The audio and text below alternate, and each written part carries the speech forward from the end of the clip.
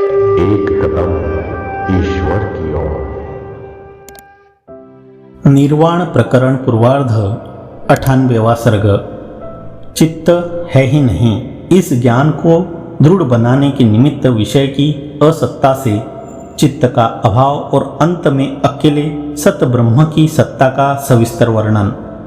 प्रकाश के रहते ही रूप आदि का जैसे प्रकाश देखा जाता है, वैसे ही चित्त के रहते ही चितिका या दूसरे पदार्थ का प्रकाश देखा जाता है, अन्यथा नहीं।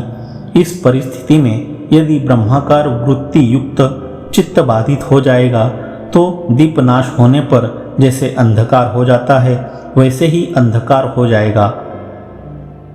दूसरी बात यह है, जो सचित्त है वे ही सचेतन है और जो अचित्त है वे चेतन शून्य है। यह लोक में प्रसिद्ध है। अतः जीवन मुक्त यदि नष्ट चित्त होंगे तो मृत्तिका के सदृश अचेतन ही हो जाएंगे, परंतु वैसा देखा तो जाता नहीं।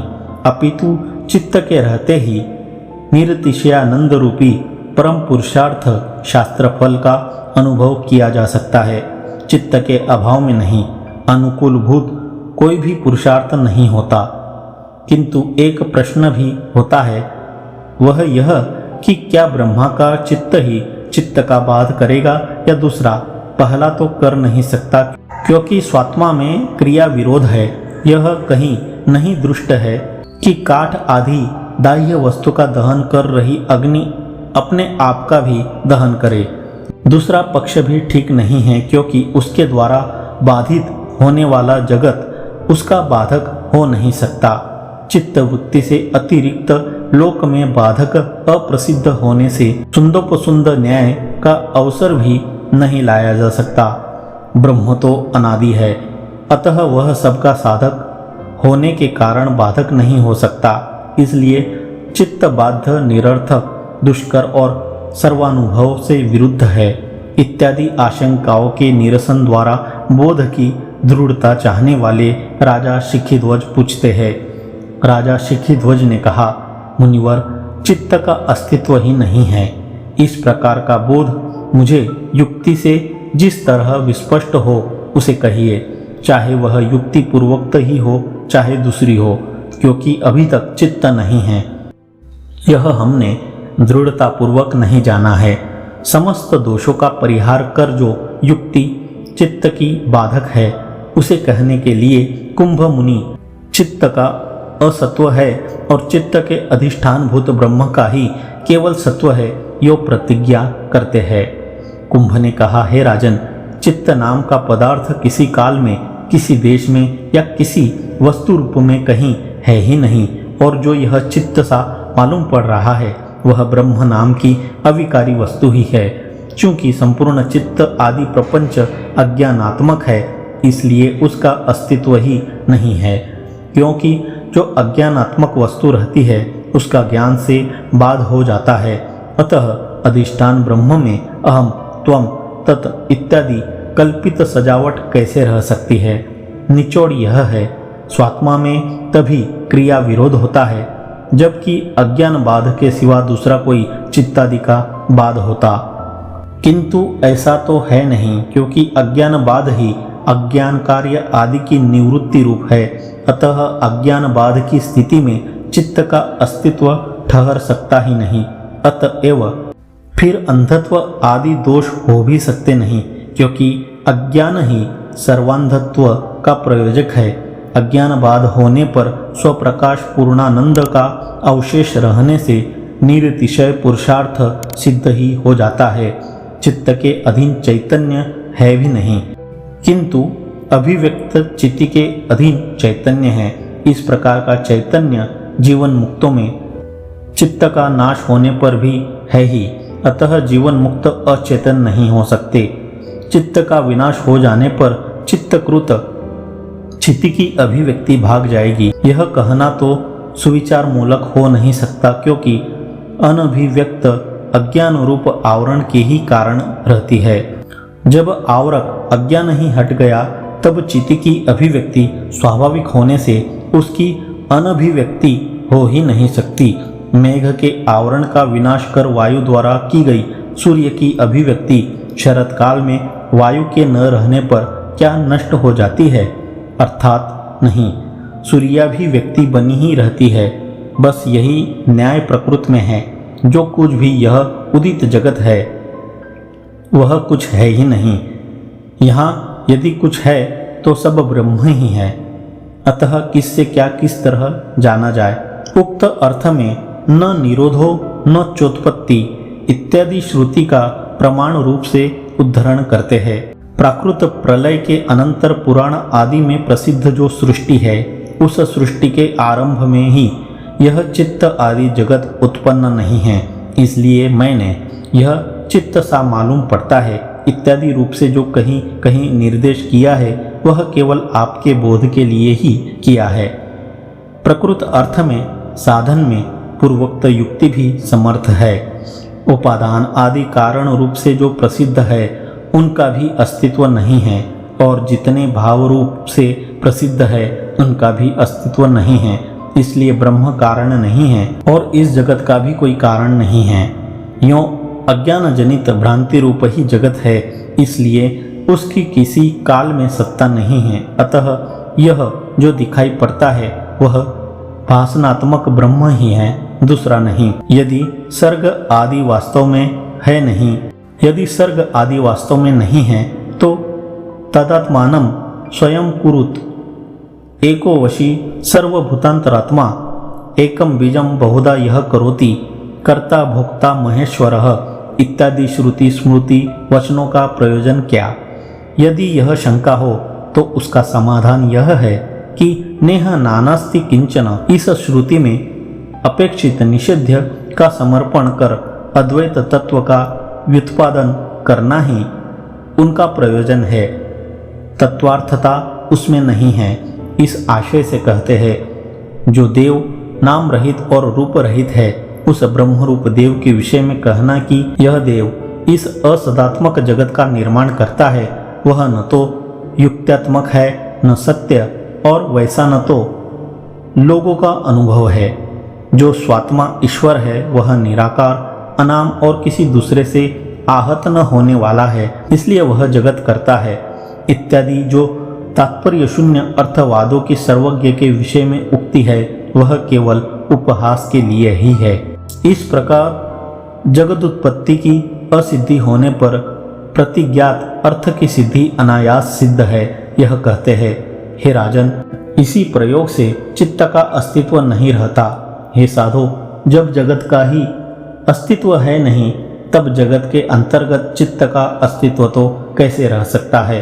जगत की असत्ता में विषयों की असत्ता से भी चित्त की सत्ता नहीं है, यह कहते हैं। चित्त तो वासना मात्र रूप है। वासना तब होती है जबकि वास्य यानी वासना का कर्म अर्थात विषय रहे, परंतु वासना का कर्म जो जगत है वह तो स्वयं असत है। अतः चित्त का अस्तित्व ही कहाँ? तब चित्तादि व्यवहार का विषय कौन है? माया से उपहित ब्रह्म ही है, यह कहते हैं। जो यह स्वयं ब्रह्म स्वरूप आत्मा अपने ही स्वरूप से अपने में स्फुरित होता है, उसी के चित्त आदि नाम है और उसी ने उनकी रचना भी की है। चेतो ही वासना मात्रम इत्यादि श्लोक की व्याख्या करते हैं। पहले तो कारण के अभाव से ही यह दृश्य वासना का विषय जगत उत्पन्न ही नहीं हुआ है, अतः चित्त रूपता आई कहाँ से?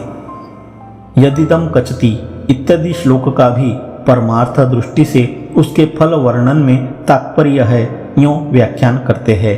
अतः केवल चिदाकाश स्वरूप परमाकाश नामक विशुद्ध विज्ञान ही यह स्फुरित हो रहा है। इसलिए जगत की सत्ता कहाँ से आई? माया तत्व दृष्टि से भी उसकी व्याख्या करते हैं। परमाकाश स्वरूप चिति दर्पण में जो कुछ अनिर्वचनीय माया रूप थोड़ा सा स्फुरित हो रहा है वह चित्त रूपी दर्पण के कारण ही उत्पन्न है। अतः असल में न चित्त है और न जगत क्रिया है। समस्त अनर्थों को उत्पन्न करने वाली अहम, त्वम, जगत इत्यादि जो यह प्रतिपत्ति अर्थात ज्ञान होती है वह वास्तविक नहीं है, किंतु साक्षी रूप मुझ में स्वप्न के सदृश मिथ्या रूप ही भासती है।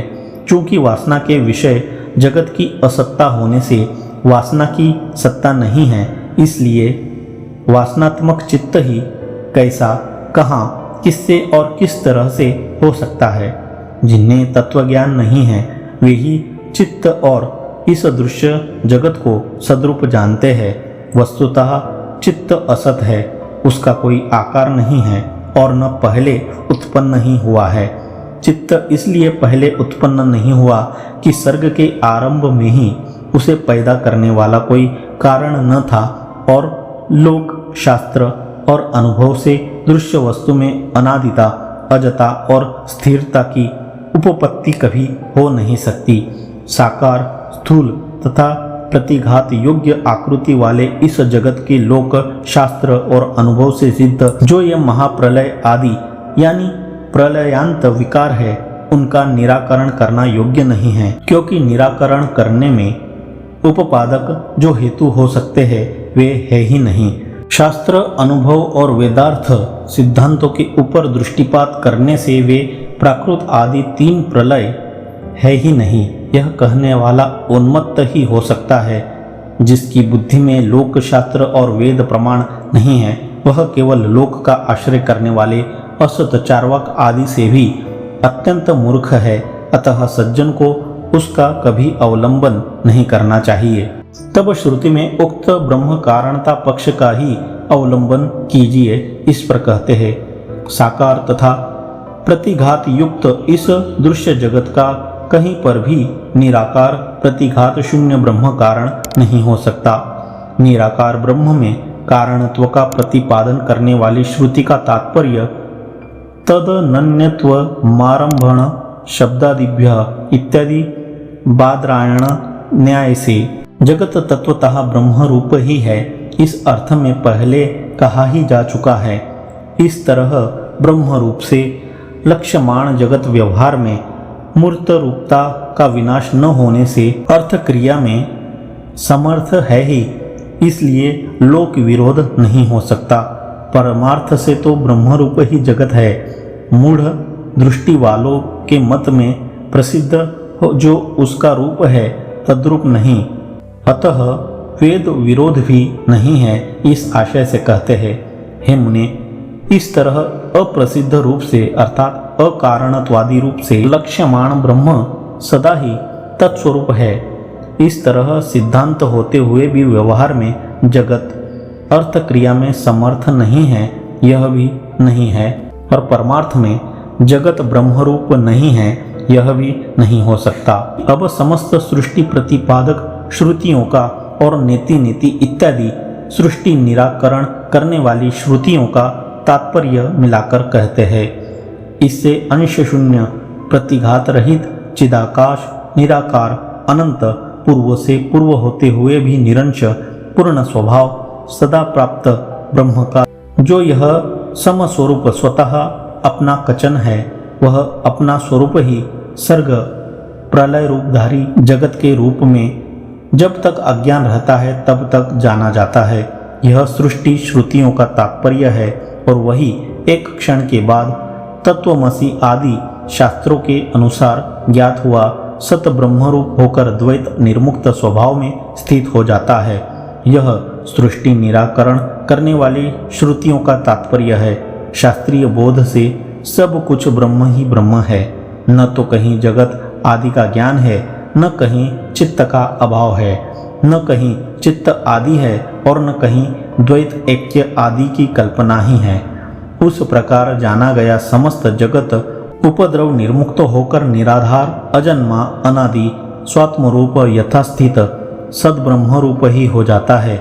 यह जो अज्ञानियों द्वारा देखे गए रूप से युक्त जगत है, वह न नाना और न अनाना ही है। अतः यथास्थित का व्यवहार कर रहे आप उत्तम काठ के सदृश वाग आदि व्यापारों से निर्मुक्त होकर स्थित रहिए। 98वां सर्ग समाप्त।